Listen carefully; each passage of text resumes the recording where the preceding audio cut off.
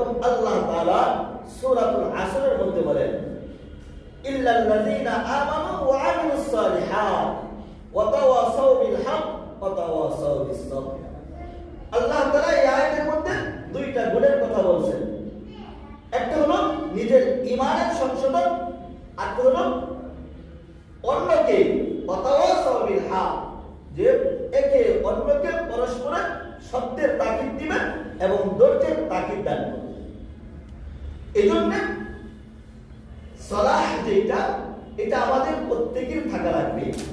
নিজের ঈমান এবং আমলের সংশোধন এটা জরুরি, কারণ এটা ছাড়া কিয়ামতের ময়দানে জাহান্নাম থেকে মুক্তি পাওয়া যাবে না।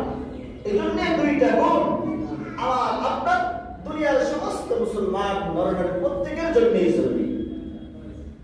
এই জন্য অন্যের ঈমান আমলের সংশোধন কতটুকু, যা উপর আল্লাহর প্রদত্ত দায়িত্ব যতটুকু।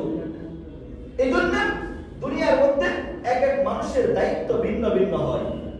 যেরকম যে দেশের রাজা হয়, দেশের রাজা থেকে নিয়ে নিচু পর্যন্ত যে যে লেভেলে থাকবে তার দায়িত্ব সেই লেভেলে। কিন্তু আল্লাহ রাব্বুল আলামিন যে সালাহ যেটা, নিজের ঈমান এবং আমলের যে সংশোধন, এটা প্রত্যেকটা মানুষের দায়িত্ব। যেরকম আমি আমার পরিবারের প্রধান, আমার উপর আমার পরিবারের ঈমান আমলের সংশোধনের দায়িত্ব আমার উপর রয়েছে। এই দায়িত্বটা প্রত্যেকটা মানুষের জন্য।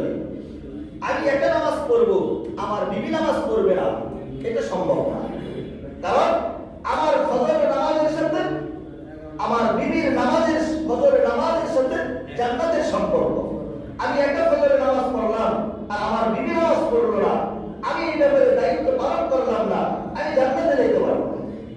এই জন্য সালাহ যেটা, নিজের ঈমান এবং আমলের সংশোধনের ব্যাপারে আমার অধীনে যারা আছে তাদেরকেও আমার ঈমান আমলের তাকিদ সংশোধন করা, এটা আমার উপরে দায়িত্ব।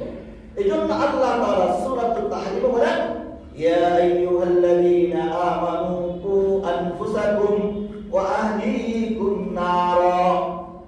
আল্লাহ পাক রব্বুল আলামিন এই আয়াতের মধ্যে বলেন, হে আমার দুনিয়ার ঈমানদার বন্ধুগণ, কু আনফুসাকুম ওয়া আহলিকুম নারা, তুমি তোমার নিজেকে এবং তোমার পরিবার বর্গকে জাহান্নামের আগুন থেকে বাঁচাও।